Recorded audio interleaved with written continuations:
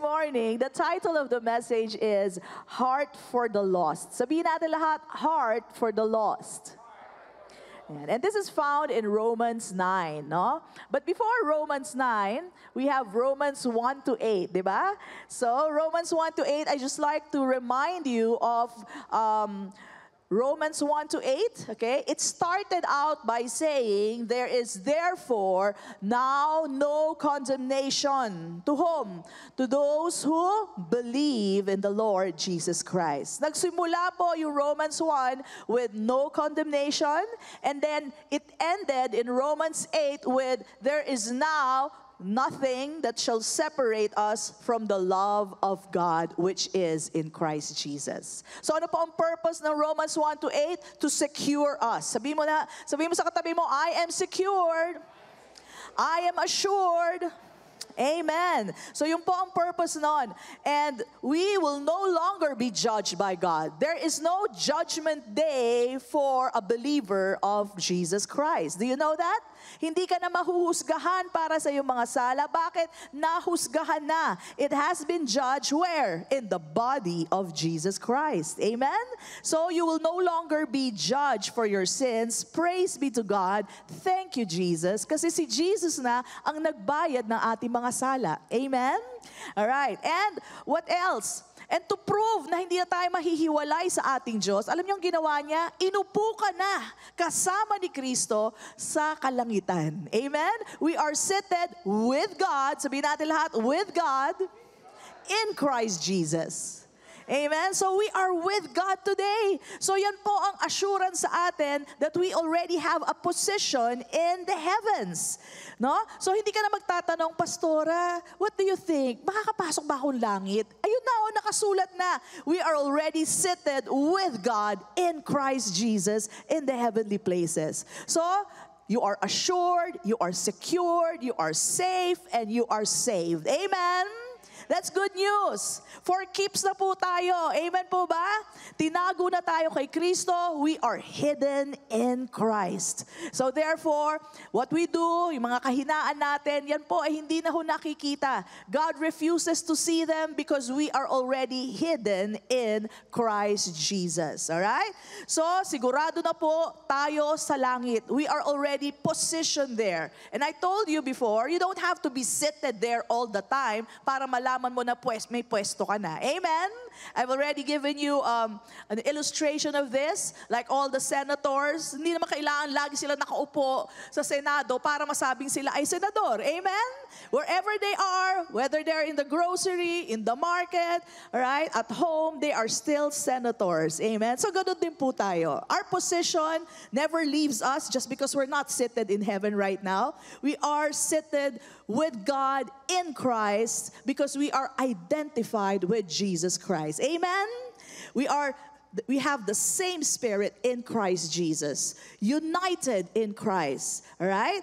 When did this happen? When you believed in the Lord Jesus. Amen? This is where it all happened. All right? So yung promise niya to give us rest. Sabihin natin lahat, rest. Diba? May promise po siya sa Matthew 11:28, and you know all of this? You know all this verse? Sabi dito, come to me, all you who labor and are heavily laden, and I will give you what? I will give you rest. Yun po ay pangako pag tayo po'y lumapit sa Kanya. Well, let me tell you, it has been fulfilled. We all came to the Lord Jesus when we believed in Him, and guess what? He gave us rest. And that rest is now seated with God in Christ in the heavenly places. Yun po ang kapahingahan natin. Amen? Sabihin natin lahat, promise fulfilled. Achieve na po. Yan po ang sagot doon sa pangako niya, come to me and I will give you rest. Binigay na po tayo ng kapahingahan kay Kristo Jesus. Amen? So, as believers, are you a believer of Jesus? Okay? Your position starts at rest. It does not start in work or at work. Your position is always starting at rest. Pahinga bago trabaho. Sabihin natin lahat, pahinga bago trabaho. And that is the truth. Even the Bible declares that. Alam niyo po sa Bible, makinig kayo, discovery time, all right? Do you know that a day in the Bible starts in the evening, not in the morning? All right? I've heard that years ago when I found out that Jews, they practice this. Ang start po ng umaga nila ay gabi. At ang susunod doon, of course, umaga. Pero tayo, since westernized tayo, ang simula ng umaga na, ang simula ng araw natin ay umaga, di ba? That's what we know. But do you know that in the Bible, because Jews follow the Bible, very scriptural sila, no? They are by the letter. And they always start the day. Let's say today is January 26. Okay? They start January 26 kagabi. 6 o'clock. Alright? At ito'y tuloy-tuloy na buong araw nila. Let me prove this to you through the Bible. Genesis chapter 1, 3-5. It says here, then God said, let there be light. Familiar tayo dyan, di ba? And there was light. And God saw the light, that it was good, and God divided the light from the darkness, and God called the light day, and the darkness He called night. Tingnan niyo to, observe. So the evening and the morning were the first day. That's what a day is. It starts in the evening going to the morning. Let me give you another verse. Genesis 1:8. Tuloy-tuloy po ito for all 7 days of creation. Of course, 6 days of creation. Genesis 1:8, and God called the firmament heaven. So yung firmament po, heaven po ang tawag dyan. So what happened? The evening and the morning were the second day. So, in truth, scripturally, a day begins in the evening. Why? Because there's a message here. You start at rest. Sa gabi, ano tayo? Ang ginagawa natin? Nagtatrabaho? Hindi. Natutulog. Supposedly, lahat tulog pagkagabi. It's time to rest. Of course, meron ngayon nagtatrabaho gabi, madaling araw. But we supposedly are at rest at night. Alright? And we start from rest. Sabihin natin lahat, I start from rest. Meaning to say, we start with Christ because Jesus Christ is our rest. Amen? All right? So, evening is when we rest and stay always at rest. Start always at rest. Even si Adam, patunayan ko po, si Adam po was created on the what day? What day? 6th day. And then the next day is 7th day wherein God rested. All right? Tama po ba? So, 6th day kinreate si Adam. His first day is a rest day. Everybody should begin with a rest, and that is beginning with Christ Jesus. Amen? So there's a message behind all this. Talaga po may mensahe po. Kasi tayo po, nasanay na paggising sa umaga, kayod, sampay, plancha, gawa na lahat, maligo, trabaho. Diba? Mali po. We start with Christ. It's the best way to do things. Start with rest. Start with Christ because Jesus Christ is our rest. And we learned that, last week, right? With Zach, Jesus is our Sabbath. Jesus is our rest. And how did you enter rest? When you believed in the Lord Jesus Christ, you already entered into His rest. Sabihin natin lahat, I believe. Amen? So when you believe in Jesus Christ, nakapasok na po kayo sa kapahingahan ng ating Diyos. Alright? Now also, within the week, do you know that the week starts with a rest? Akala ng tao, ang unang araw ng linggo ay Monday. Wrong! Amen? What's the first day of the week? Sunday. Sunday is the Lord's Day. And for us believers, I know you spell it as S-U-N-D-A-Y, pero palitan nyo na yan para sa Christianese language natin. Gawin nyo ng S-O-N-D-A-Y because it is the Son's Day. God's Son's Day is the Lord's Day. It's Sunday. You know why? Kasi alam nyo po ba, ang origin ng word na Sunday, do you know the origin? It's the worship of the sun god. Pagan. It's pagan. Kaya it's the day of the sun. And what happened to Monday? Monday is the day of the moon. It's moon day for them. So they worship this time the moon. Tuesday also is a name of a god. I did not, hindi ko na kinareer. Tuesday, Wednesday. Ito alam ko. Thursday. Who knows what they worship on the Thursday? Who knows? Thor. Kilala niyo si Thor? The Avengers? Okay. Thor. They also worship Thor. Alright? So it's Thor's Day. And then Friday and Saturday and so on. But when Jesus resurrected, He established a new day. The Son's Day is always on Sunday, the first day of the week. Amen? Malinaw po ba yun? Sabihin natin lahat, today is Sunday. It's the Lord's Day. Hindi siya Laba Day. Amen. Hindi siya Lakwatsa Day. Hindi siya Family Day. It is the Lord's Day. Amen. Okay naman, basta mag-Lord's Day muna kayo.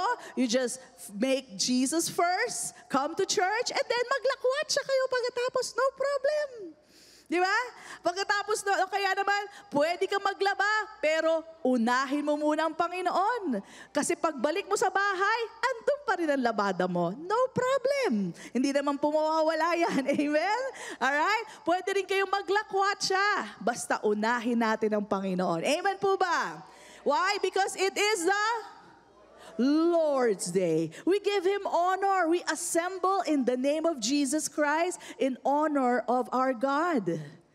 Amen? Kaya nga po sinabi sa Hebrews 10:25, not forsaking the assembling of ourselves together as is the manner of some. Aba, ginagawa na po ng iba. Sabi niya, let's not forsake assembling. This is assembling of ourselves together, as is the manner of some, but exhorting one another. So meaning to say, pag sinabi sa'yo ni sister, uy sis, di mo na ako pupunta sa church ha, kasi may lakad kami. Sabi, ay hindi sis, umattend ka muna, pagkatapos tsaka ka pumunta dyan sa lakad nyo. Amen? Pag sinabi nila, ay may family day kami, sorry, whole day yun. Sis, mag-half day ka dyan, umattend ka muna ng service. Amen. Why? Pag tinanong, bakit? It's the Lord's Day. Amen. Of course, there are instances talagang hindi ka makakapunta. We understand that. There are times we really cannot. Maybe you're sick. Maybe, you're abroad. Maybe, some kind of authority like your work, hindi ka talaga pinayagan. We understand that. And hindi naman tayo nandito to judge anyone. But I just want to impress upon your heart what and why it is important to come on the Lord's Day. Every time Jesus showed Himself to the disciples after He resurrected was not on any other day. Do you know when He showed Himself? Only on a Sunday. He was establishing a new day, His day, Sunday, the first day of the week.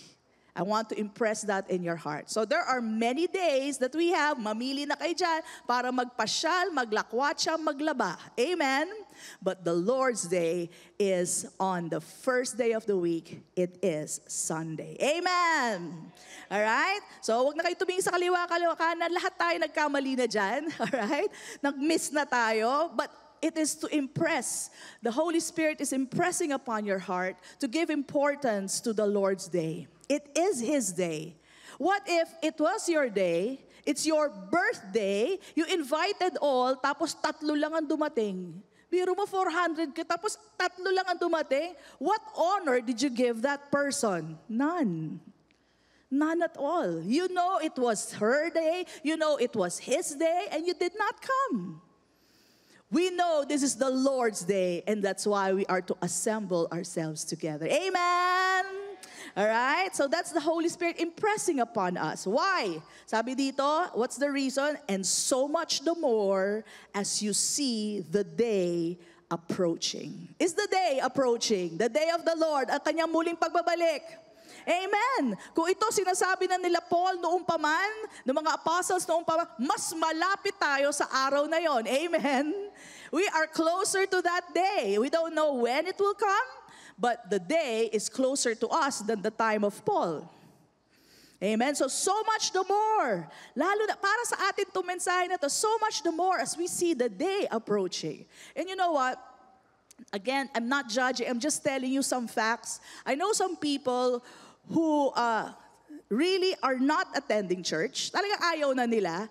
And, you know, they are believers. Christian. May alam sa salita ng Diyos. But the problem is, because they have not been attending church, their eyes is focused on the things happening in the world today. Bakit? Kasi alam nila, malapit na dumating si Lord. They see the signs of the times. There are wars, rumors of wars. There are earthquakes. There are volcanic eruption. Non-stop kan laon. Tumigil ka na, di ba? Sulit-sunod. Tapos may mga nangyayaring wildfire. All this, you know, signs in the clouds and everything. You know, they are aware of that, but they fail to receive comfort that is received by the church from their pastor. So ang focus nila, yun na yung signs of that. Puro kaba, puro takot po. Not knowing that when you go to church, what you will receive is the confidence that you are already seated with Christ in the heavenly places. You are not to worry about the rapture. Rapture is a wonderful thing. It is to save us from the great tribulation that will happen here on earth for 7 years. Great tribulation. Terrible things that the world has not seen yet.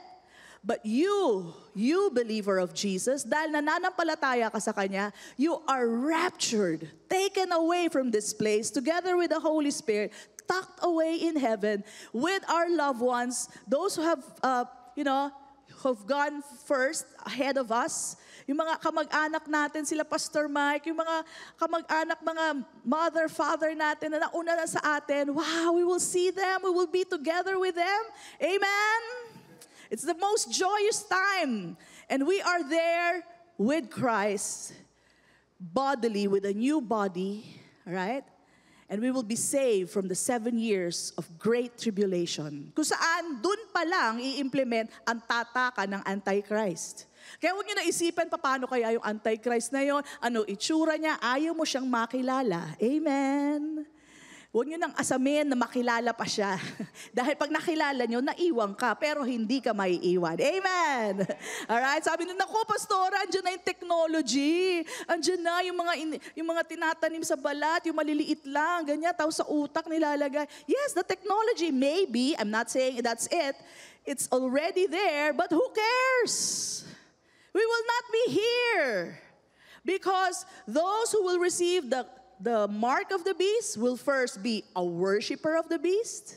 That's number 1. All right? And they will receive it. Hindi yun, pipilitin sila pero tatanggapin nila yon. But you are already sealed with the Holy Spirit. That's why the seal of the Antichrist will not be on you. Amen. Come on, give him the praise. And this is the kind of comfort that you need when you see the signs coming. When you see all the signs out there, sabi mo, thank you, Lord, ligtas na ako. Thank you, Lord, seated at the right hand of God na ako. Thank you, Lord, I'm assured of salvation. I am rapture ready, heaven ready. Amen! Praise God! So that is the comfort that we receive. That's why, pag may nag-absent, sabi mo, huy, mag-church ka. Dahil kailangan mo ma-receive ang comfort and confidence that comes only in Christ Jesus. This is for your sake. It's not for God, it's for your sake. Amen? Praise God. So rest. Sabihin natin ulit, rest. Kapahingahan. Yan ang bigay sa atin, hindi takot. Maski ano mangyari dyan sa mundo, lahat na ng balitang makita mo, hindi ka kakabahan, ma-excite ka pa. Alright?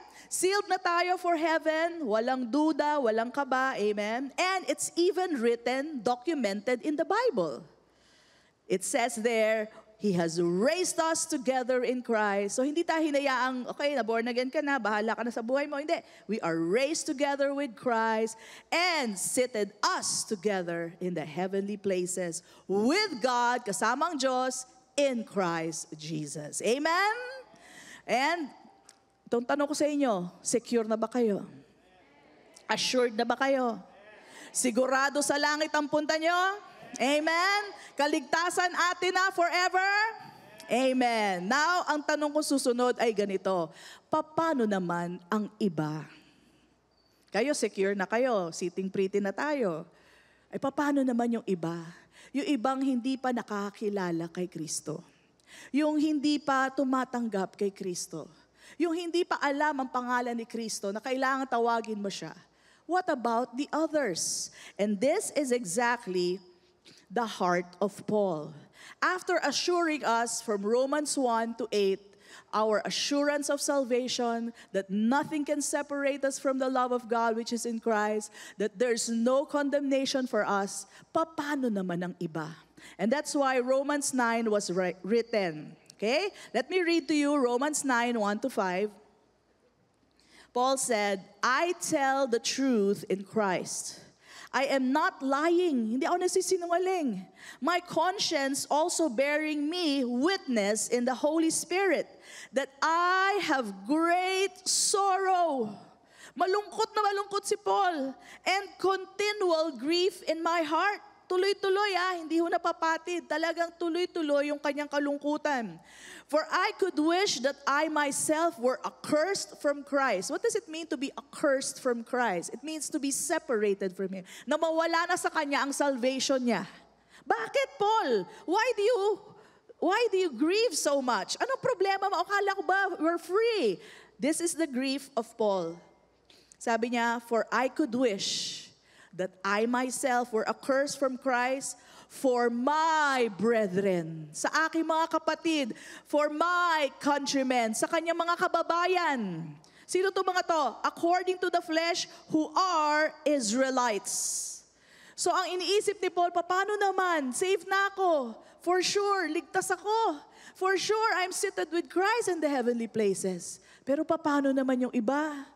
Yung mga kamag-anak ko, yung mga countrymen ko, yung mga Israelites, paano naman sila? His heart was grieving. At sabi niya, describing Israelites to whom pertain the adoption, sila rin naman, para sa kanila yon, the glory, the covenants, the giving of the law, the service of God, and the promises, para sa kanila rin yon. Of whom are the fathers, look at this, of whom are the fathers, and from whom, according to the flesh, Christ came. Hindi ba kamag-anak nila si Jesus? Israelite si Jesus. Amen. He's also an Israelite, si Jesus. He was born a Jew. Doon pa naman galing si Jesus. Now look at another description of Jesus. This is so important. Listen to this. Who according to the flesh, Christ came. Who is over all, Christ is over all, the eternally blessed God. Ano sinasabi sa atin? Christ is God. Amen. That is very important to our faith. Christ is not just a man, He is God. He is the Son of God and He is God. So importante po yun na kasama sa ating pananampalataya na si Kristo ay Diyos. Amen. He is the eternally blessed God. So pag may nagtanong sa inyo, asa nakasulat na si Jesus Christ Diyos? Turo nyo tong verse na to, pakipicturan, yan na po ipapakita nyo. Ayan si Paul mismo nagsabi, He is the eternally blessed God. Amen? Okay, so, again, let's go back to Paul. Ligtas na si Paul. Andun yung kanyang security, confidence in Christ Jesus. We all heard him from Romans 1 to 8. But all of a sudden, he's grieved. He's sorrowful continually. Why? Because he has compassion and love for other people, for his brethren and countrymen. Right? That Paul would rather be accursed, separated from Jesus Christ. Okay? Bakit? Kung posible lang daw, ma-separate siya. Pero of course, we all know, tulad ng sabi niya, there is no more separation from God. So he was just wishing. Pero bakit pinayagan to ng Diyos ang nakasulat dito? Sasagutin natin mamaya. But again, let me assure you that nothing can separate you from the love of God which is in Christ Jesus. Let me quote to you again, Romans 8:38 to 39. Ang sabi po dito, for I am persuaded that neither death nor life, kamatayan o buhay, nor angels, nor principalities, nor powers, any power at all, nor things present, nor things to come in the future, pag may nangyari pa, right? Nor height, nor depth, nor any other created thing. Paul is a created thing. You and I are created thing. Maski daw tayo, we cannot separate us from the love of God which is in Christ Jesus our Lord. Amen? So Paul was just wishing because he cannot separate himself. So even you know, you cannot separate yourself from the love of God which is in Christ Jesus. Too late, hindi mo na kaya i-separate ang sarili mo. That's the truth of the matter. God's love for you is more powerful than us. Amen? Aren't we glad? Salamat sa Diyos. Hindi natin maihiwalay ang sarili natin sa Diyos. Amen! Maski kahinaan mo, hindi ka pwede i-separate sa pag-ibig ng Diyos. Ganong katindi ang pag-ibig ng Diyos. No one can separate us. Nothing can separate us from the great love of God. So kung pinagdududahan mo yung sarili mo, baka ako, pastora, one of these days, talikuran ko ang Diyos. Huwag ka mag-alala, babalik ka ng Diyos. Amen. Si Lord mismo magbabalik sa'yo. Remember the lost sheep? He was totally lost.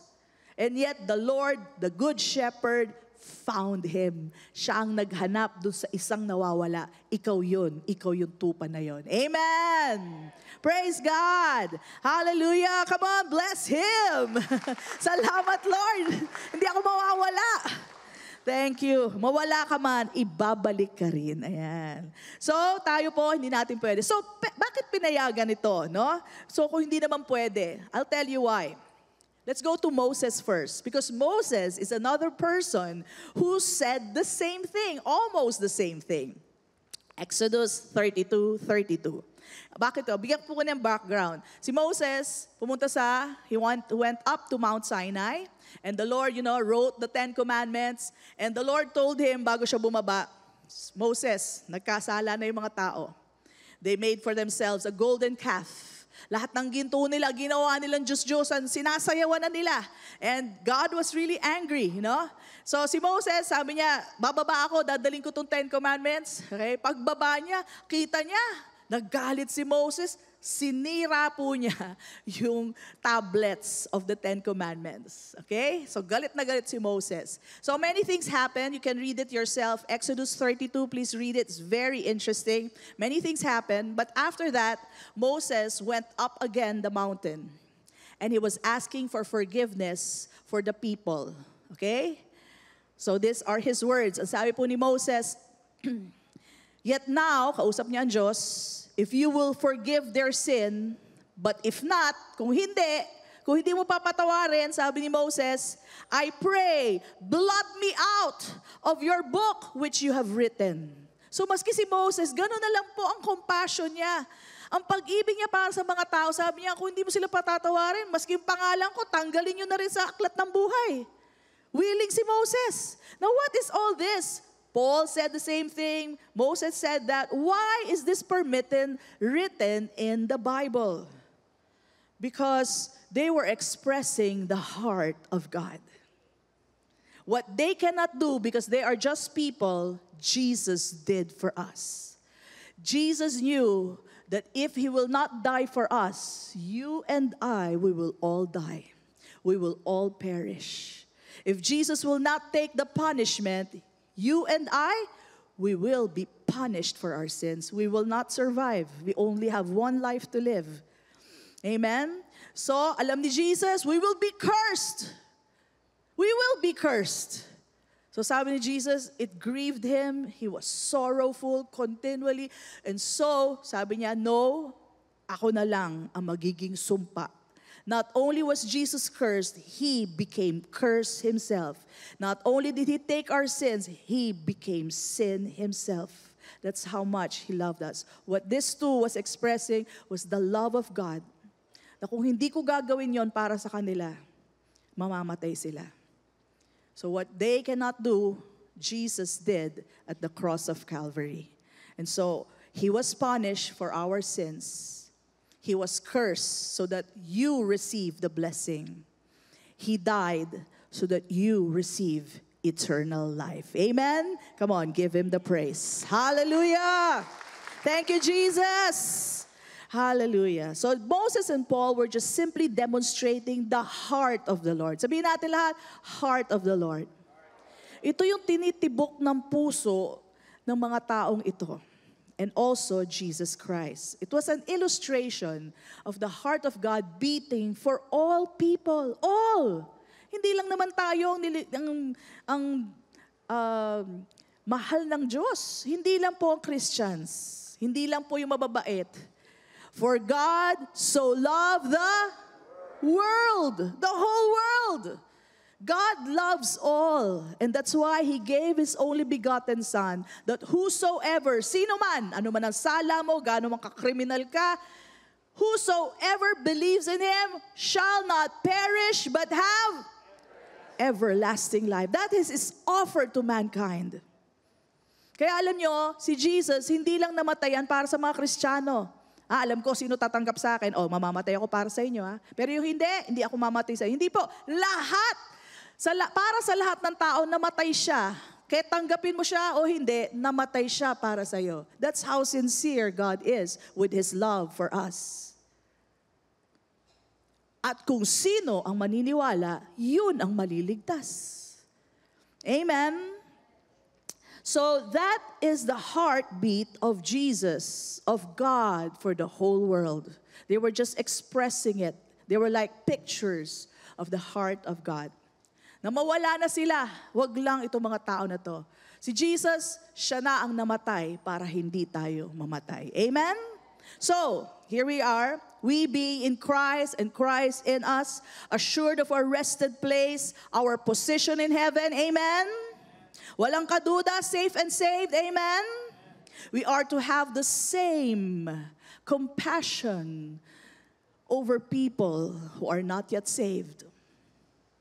Amen? Mga mahal natin sa buhay, nanay, tatay, kamag-anak, kaibigan, best friend, barkada, mga taong kilala natin who has not come to the knowledge of Jesus Christ. Same compassion. Hindi ka naman pinapupuntang Africa. The example is brethren and countrymen. Maski sa Pilipinas na lang. Maski sa Pilipinas na lang. Have that compassion, the heartbeat of Jesus for those who have not heard of Jesus, who does not know that in Christ is salvation. So again, how do we do that? We start from rest. Amen. The Holy Spirit is reminding us today, you are already rested.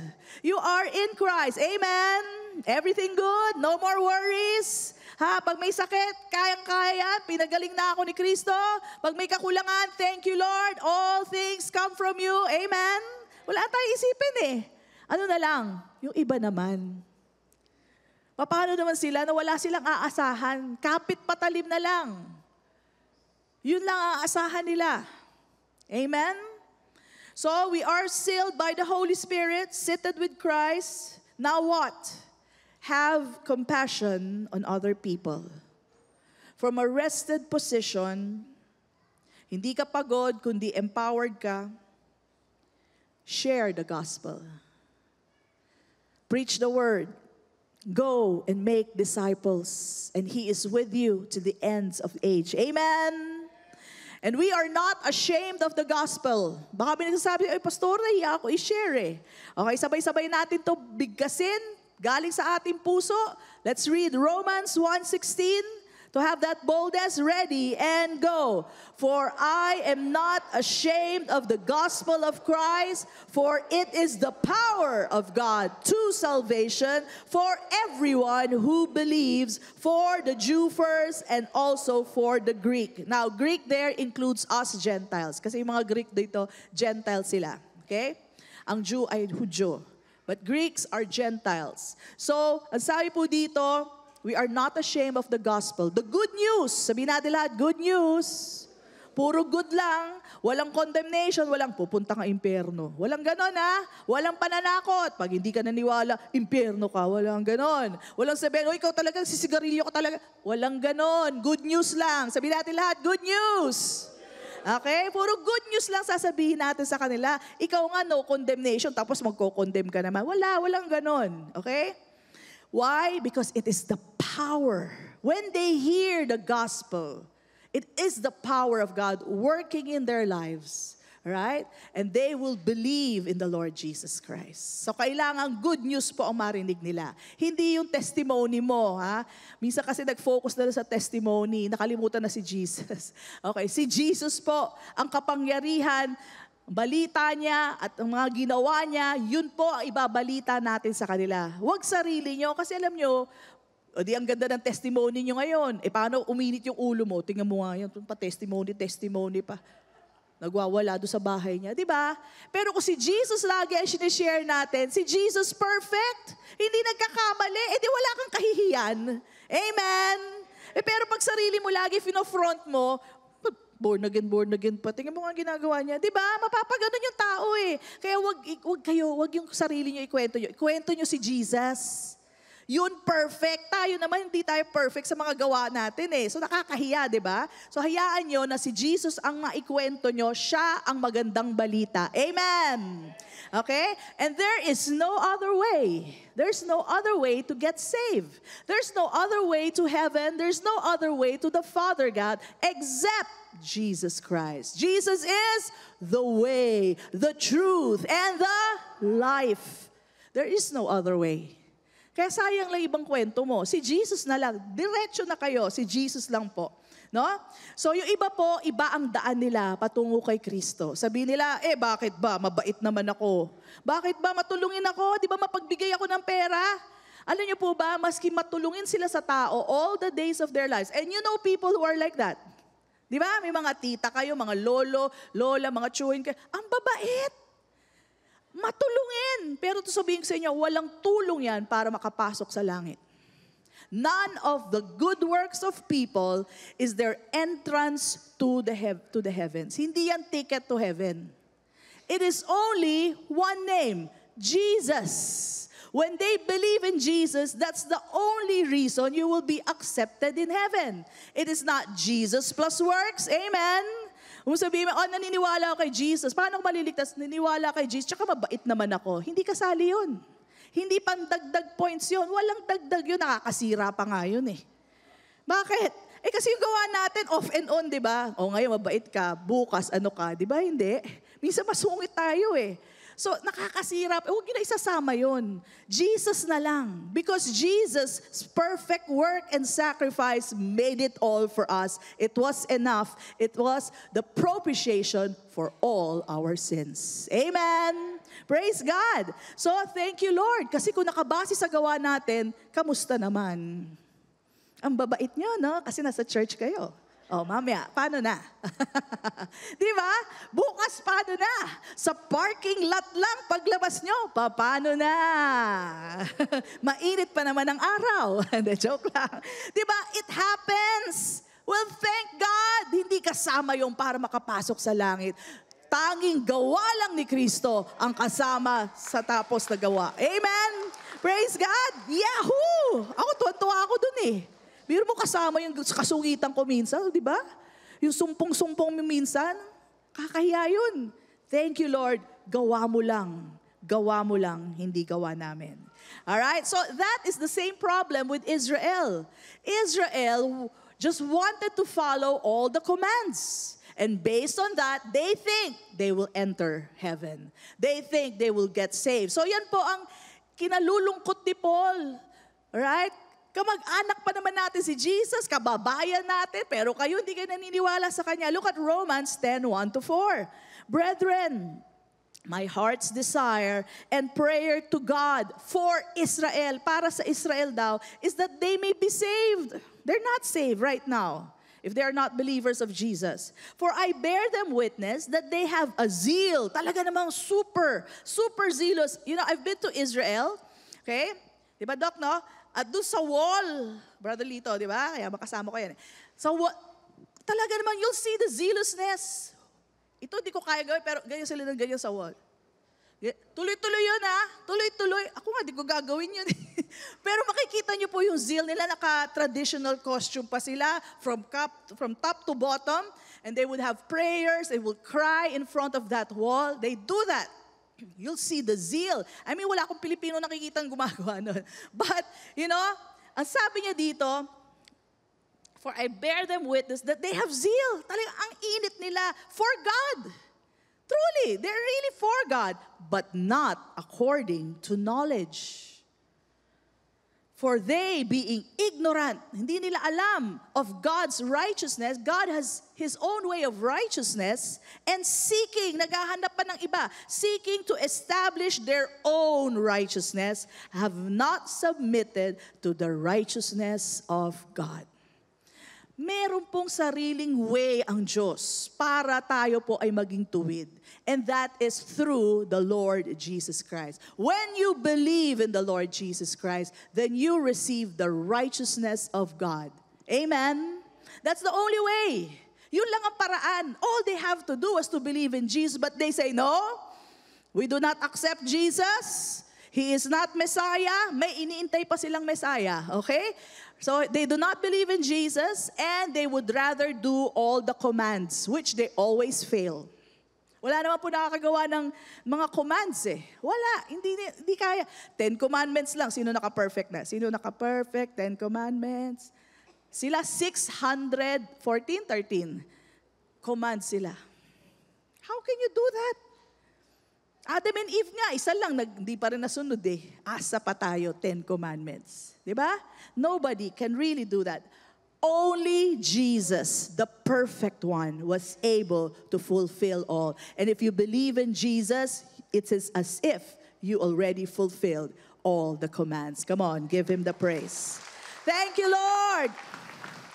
Just through identity, we are now identified with Jesus Christ. Kaya sabi po dito, for Christ is the end of the law for righteousness. Para maging tuwid ka, yung batas na yon, tapos na, basta na kay Kristo ka, sabi doon, to everyone who believes. Do you believe?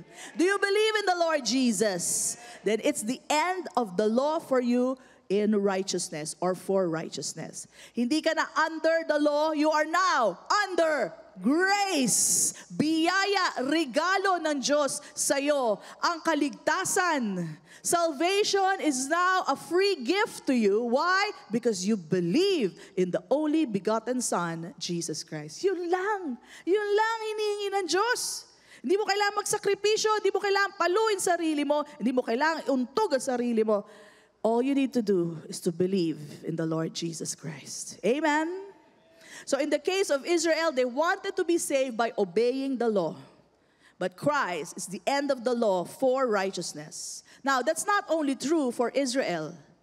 We, in this country, know a religion, many religion, hindi ko iniisa lang yon, na kailangan maging mabuti ka para maligtas ka. Tama? Parang wala kayong kilala. Di ba? Kailangan mabuti ka. Kailangan mabuti ka para ikaw ay maligtas. Not only that, meron din, Islam. If you know Islam, the reason why they do good works is because those good works might, ulitin ko, might bring them to heaven. Or mas matutuwa sa kanila ang Diyos. They will be saved, right? How about Hindu religion? It's the same.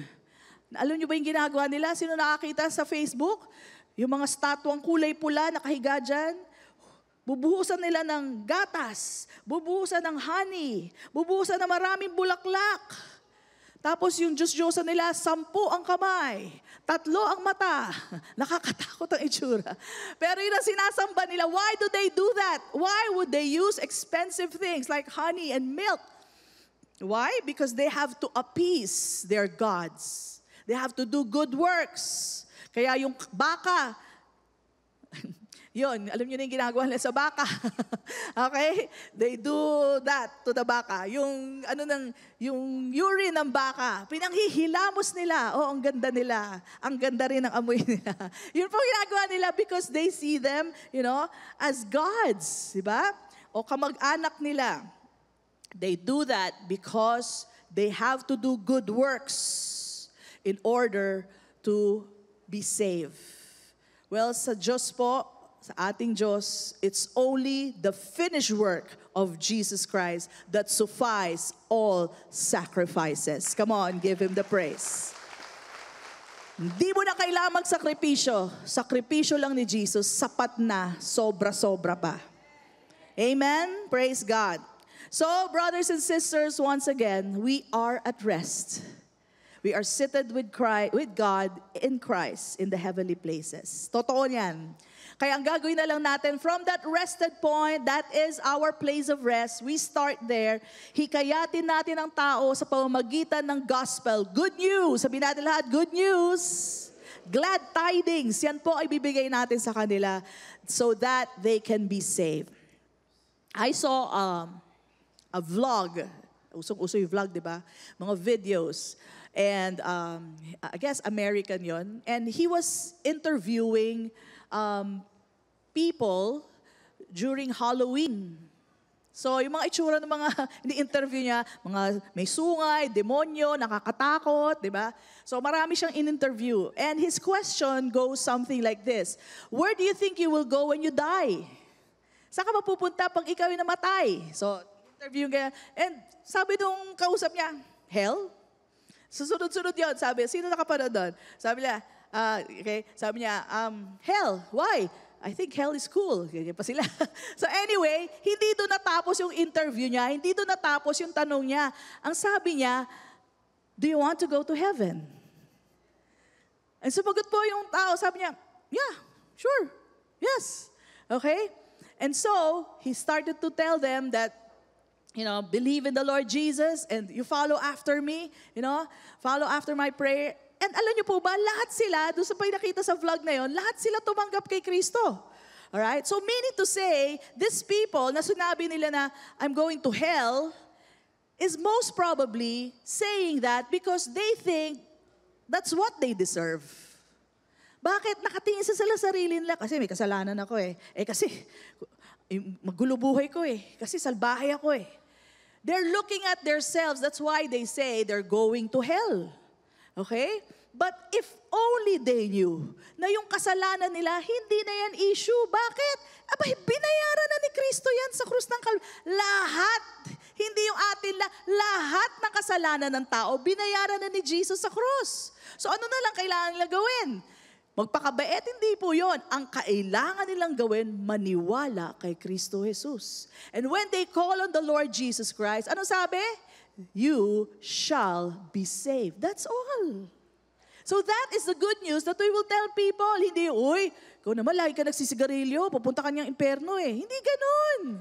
Uy, ikaw lagi ka lasinggero ka. Ikaw talaga magbago ka nga ng buhay, sama ng ugali mo. Hindi ho nila tatanggapin si Kristo kung ganyan po ang lapit nyo. Ang sasabihin nyo sa kanya, alam mo ba yung balitang maganda? Lahat ng kasalanan natin binayaran na ni Kristo. Lahat. Lahat, maski yung gagawin natin 50, 100 years from now, lahat yan bayad na. Maniwala ka na lang sa nagligtas sa'yo. Maniwala ka na lang kay Jesus, our Lord and Savior. Maliligtas ka. That's good news! Amen? Alright, so, that's what He did. And He showed that these people na nagsasabi kanina na, I'm going to hell, alright, they received Jesus. And maybe kakaunti pa lang intindi nila, but that's enough if they call on Jesus. Very generous po ang Panginoon. Right? If they called on Jesus, they shall be saved. Amen? So, it is the goodness of God, not our goodness, that has saved us. It is the obedience of Jesus Christ, not our obedience, that saved us. Amen? Malinaw po ba yun? Kailangan malinaw yun eh. Kasi hindi ako nag-obey kay Lord. Akala mo, hindi ka naligtas. It's the obedience of Jesus that counts, not your obedience. I'm not saying maging disobedient ka. I am saying, ang ticket dyan, hindi yung obedience mo, obedience ni Jesus. That is so different from the world's thinking. Kaya kakaiba talaga ang Christianity, ang faith kay Jesus Christ. Alright? So, good news. Sabihin natin ulit, good news. Gospel, yan po ibig sabihin ng good news. Kaya share the gospel. Right? For all you know, lahat po na nakatingin sa sarili nila, nakatingin kasi sila sa kahinaan nila. Hindi nila alam, lahat yan bayad na. Hindi na issue yung kasalanan mo. Let me tell you this story. Pagdating natin sa langit, magkakagulatan. Meron nga po isang story of a man who went to heaven. Nagulat siya, sabi niya, ba't nandito? Sabi niya, St. Peter, San Pedro, nagkamali po kayo. Kilala ko yung tao na yun. Yun, magnanakaw yung kapitbahay namin yun eh. Ba't nandito yan? Tapos nakita pa niya, kaklase ko yun. St. Peter, addict yun. As in addict. As in nagnanakaw para mag-adik-adik. Tapos yun, tsahin ko yun. Lahat ng tao sinisiraan niya. Salbahe yung tita kong yun. Naku, nagkamali kayo. Tsaka yung mga yun, kilala ko rin lahat yun. Mga kapitbahay ko lahat yun. Buong gabi nagbibidyoke yung grabe. Ang sama pa. Joke lang. Anyway, sabi niya kay St. Peter, bakit sila nandito lahat? At bakit sila lahat nakatingin sa akin? Alam mo sabi ni St. Peter, kasi nagtatanong din sila, bakit ka daw nandito? Alam mo sabihin ko sa inyo, grace wins. Grace wins. The grace of Jesus won it all. It's not based on your behavior. It's not based on what you do. It's based on the finished work of Jesus. And if you believe in Jesus, you are saved. Amen? Praise God. Now, hindi ko sinabi maging salbahe kayo, ha? Maging chismosa kayo. Hindi yun. Hindi yun ang point. Ang point is, it's Jesus who has saved us. When you become a believer of Jesus, a change of heart happens to you. You become just like Jesus. You have His heart. Ngayon gusto mo na gumawa na mabuti. Dati, salbahe ka, pero ngayon nagbabago eh. Pero kung maging salbahe ka man, hindi naman yan ang tinitignan ng Diyos. Tinitignan niya ang natapos na gawa ng kanyang anak na si Jesucristo. Come on, bless. Thank you, Lord. Mabuti na lang, hindi tinitignan. Diba? So, last scripture, marami po ba tayong natutunan? Hindi pa tapos. Romans 10, Brother Bob, Romans 10, 5-13. For Moses writes about the righteousness which is of the law. Sabihin natin lahat, of the law. Sa batas to, ha? Hindi sa atin to, of the law. The man who does those things shall live by them. So kung tinatanong mo, pastora, paano yun? Meron mga tao talaga by the law sila. They will also be judged by the law. Ito masama doon. Nobody can really obey the law. Si Jesus lang. At pagkatapos, wala silang tagapagligtas dahil hindi sila naniwala sa Savior, Jesus Christ. Sino tagapagligtas nila? Ililigtas mo ngayon ang sarili mo. That's why there will be a judgment day. For them, not for you. Sabi mo sa katabi mo, not for you. Kasi ang kasalanan natin, bayad na ni Kristo. Amen? So sabi dito, the man who does those things, yung mga law, shall live by them. But, ito na maganda para sa atin to, but the righteousness of faith speaks in this way. Do not say in your heart, who will ascend into heaven? Sinong papasok sa langit? Kasi may mga nagtatanong sa akin, Pastora, tingin nyo si ganito pumasok sa langit? Huwag nyo na akong tanungin. Malay ko naman, pupunta ako doon, tapos sabihin ko sa inyo. Kaya nga sabi dito, that is to bring Christ down from above.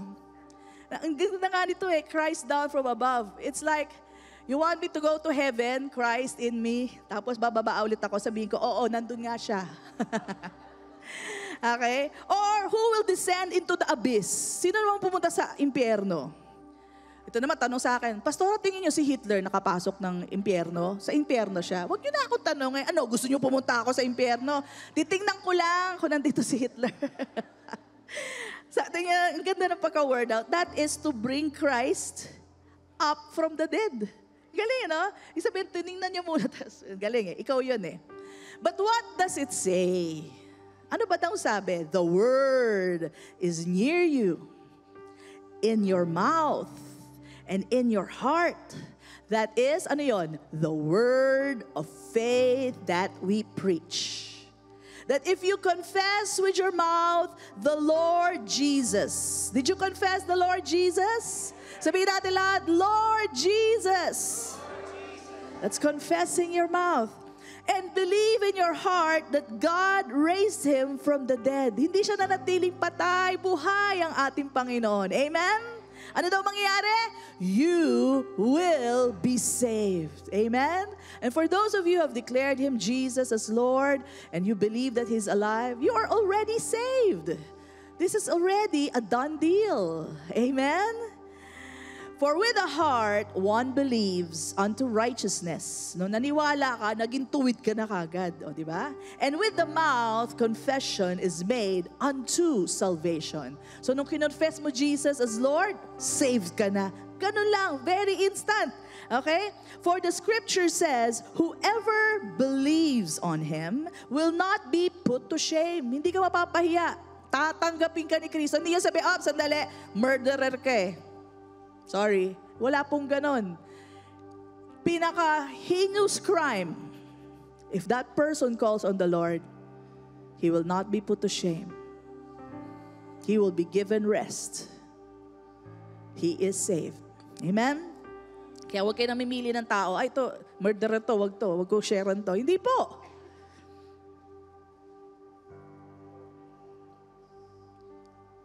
He accepts all. Sabi dito, for there is no distinction between Jew and Greek or Gentiles.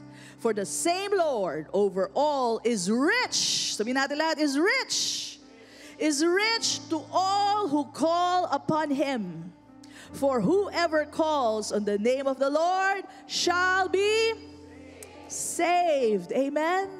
Sino man ang tumawag sa Kanya, maliligtas. So salvation is the gift of God to all and on all who believe in the name of Jesus Christ. And if you know Jesus and the giver of the gift, magkakaroon ka ng boldness to share the gospel, to preach the word, to declare the finished work of Jesus Christ. Magkakaroon ka ng boldness. Bakit? Alam mo, natanggap mo yung regalo at yung nagbigay ng regalo. Amen po ba? Just like the woman, biro nyo yung woman na yun, kakapatawad lang sa kanya. The woman had 5 plus 1. O diba sa atin, wow, grabe. 6 ang asawa. Diba? Ganun na yung kahindik-hindik na yun sa ibang tao Diba? Pero on that very day, when she received the gift of life and the Messiah, she found out who He is. You know what happened that very day? She shared to 10 cities and they believed in the Lord Jesus. She found the boldness. Yung sirang-sira niyang reputation, kinalimutan niya yon. Wala na sa kanya yon. Bakit? Nakilala ko na ang Mesiyas. Nakilala ko na ang tagapagligtas. Amen? At binigyan niya ako ng buhay. Alright? And so she forgot everything and she shared with boldness, confidently, 10 cities. 10 cities. And they were all saved. Amen? Let me tell you, you know Jesus more than that woman. You have received the knowledge of the Father God and His Son, Jesus Christ. All these years that you have been listening, you should have that boldness to share everything that God has done for you and who God is and Jesus to you. Amen? All you have to say sa kanila, simple lang, good news lang. Sabi natin lahat, good news. Sabi mo, bayad na lahat ang kasalanan mo. Bayad na ang kasalanan ko. Maniwala ka lang kay Kristo. Simple as that. Alright? So that's why, brothers and sisters, I am sending you out. Out there. Dito, believers na itong mga to. Out there. Sa inyong kamag-anak, sa inyong loved one, friend, best friend, barkada, amen, workmates. It doesn't have to be a big group. Pwede naman one-on-one. You know, I was telling our leaders, we are going to have grace discipleship, full of grace. It doesn't have to be 12 disciples. It can be one-on-one. A person you see at work, a person na nakakasabay mo sa trabaho, o pwedeng anak mo, pwedeng asawa mo, pwedeng barkada mo. Amen? Or a person that the Holy Spirit leads you to follow up on them, to share the gospel to them. Amen? So be confident. We are coming from a place of rest, kasiguraduhan, katiyakan na tayo po ay kasama na ng Diyos in Christ Jesus. Because when we tell them of the Lord, right, they will call upon Him and be saved. Let me read the last verse, Romans 10:14-17, and this tells us how it is done. How then shall they call on Him in whom they have not believed? And how shall they believe in Him of whom they have not heard? Hindi naman nila napakinggan. And how shall they hear without a preacher? And how shall they preach unless they are sent? That's why I'm sending you out. As it is written, how beautiful are the feet of those who preach the gospel of peace, who bring glad tidings. Sabihin natin lahat, glad tidings. Ibig sabihin po niya, masayang balita. Yun po dadali natin sa kanila. Glad tidings of good things. Sabihin natin, mabuting bagay. But they have, sabi po ni Isaiah, but they have not all obeyed the gospel. May problema. Pastora, paano yan? Nasharean ko na ayaw pa rin. Ito ang solusyon. For Isaiah says, Lord, who has believed our report? Alam niyo, yung pinagdadaanan yung ayaw kayo paniwalaan, dinaanan din yan ni Prophet Isaiah. At iba-iba pang propeta, pati si Paul, pati sa kanila. Si Jesus nga, ganun din, ayaw nila maniwala. Okay? So, may solusyon. Sabi mo sa katabi mo, may solusyon. Ito ang solusyon, makinig mabuti. May solusyon.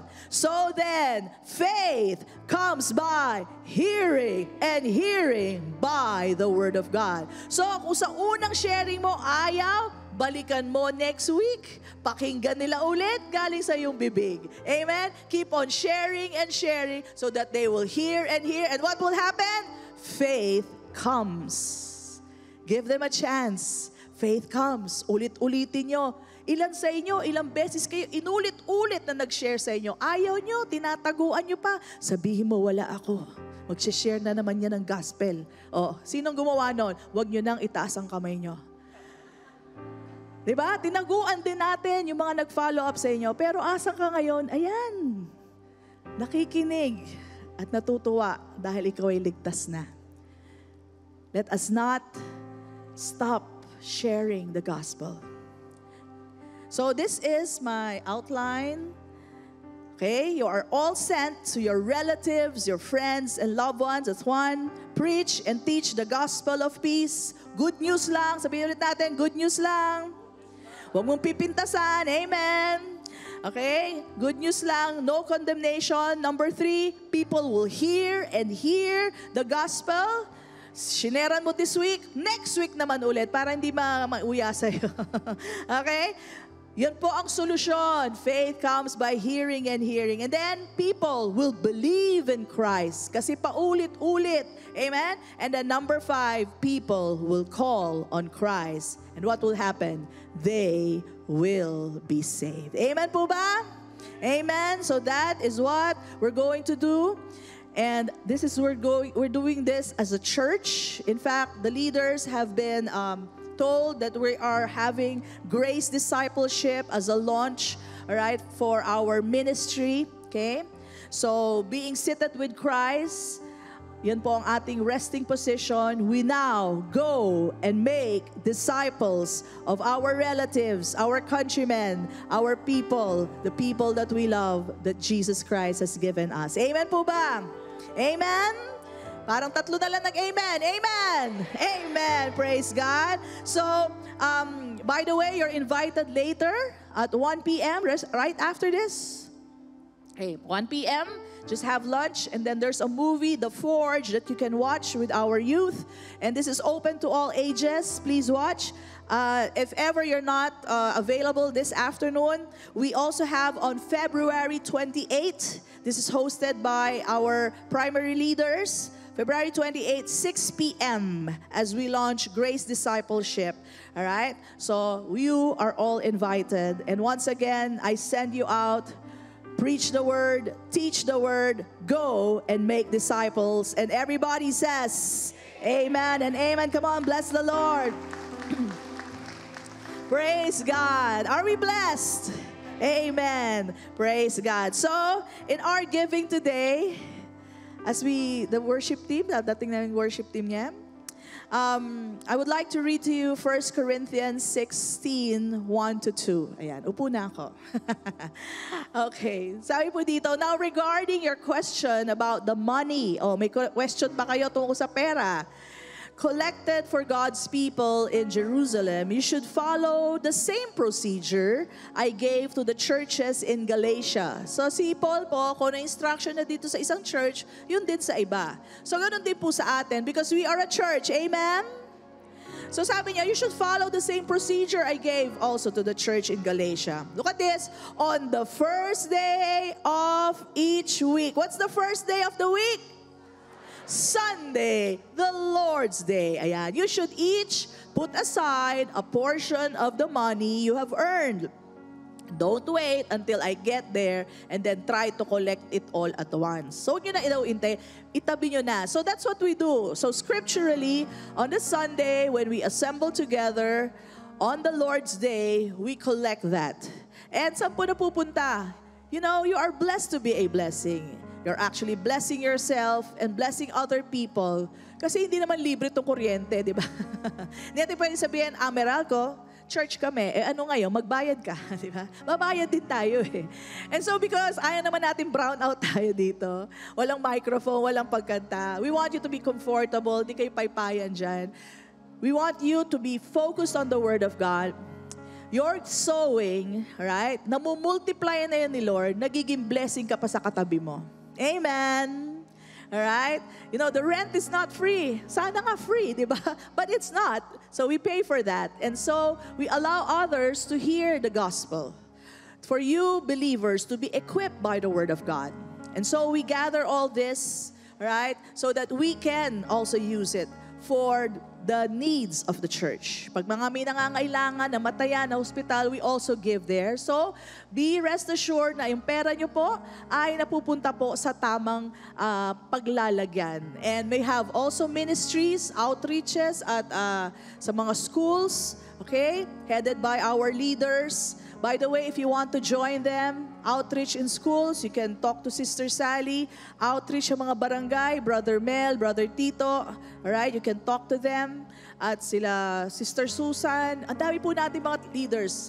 If you, after hearing this message, you see, uy, parang doon ako I can do that. Pwede ako sa school, pwede ako sa mga barangay. Well, you can talk to these leaders. Or, kung hindi nyo sila maaabot, ako, pwede nyo akong lapitan, chat nyo lang ako, or you can go to the office. And what else? You can also do one-on-one. You can do that. So, again, we invite you to go and make disciples. But with regard to the collection, we do this every Sunday, the first day of each week. No? So nagsiset aside na tayo ng pera so that we can give unto the Lord. It is our honor to God as we give our tithes. And then our offering. What's the offering? It's the seed given to us so that we can sow and God will multiply. Amen po ba? Every seed sown will be multiplied by God. Okay? So, wag niyo naman asahan bukas na bukas. Wala namang butong ganon. It comes, you know, the harvest comes. Mas malaking puno, mas matagal. But be assured that harvest is for you. Whoever sows seeds will also have a harvest. Amen? Do we believe that? Amen. So give cheerfully today knowing you are blessed to be a blessing. Itaas po natin ang ating mga kaloob. Let's give generously today. That is the encouragement for us. Give generously today. So let's pray. Father God, we thank you. As we give today, we give generously as you lead us, knowing that many people are blessed by our giving. Salamat, Panginoon. Blessed to be a blessing talaga kami. And we thank you, Lord, for the gospel that we hear each Sunday. Salamat, Panginoon. Truly, it has made us rested, so confident, and so bold, Lord God. And we thank you, Lord, that many more people through this ministry will be able to hear your amazing gospel. Maraming salamat, Panginoon. Truly, we are blessed. We are successful already. Increase in our business. And blessed are the works of our hands. Blessed are our plans because you are our Father God. We declare multiplication of our seeds as your word says. And we thank you that we can put away some and give away some. Thank you so much, Father God. To your kingdom, we give all the glory. And to you, our Father God, in Jesus' name we pray. And everybody says, amen and amen. Come on, bless him.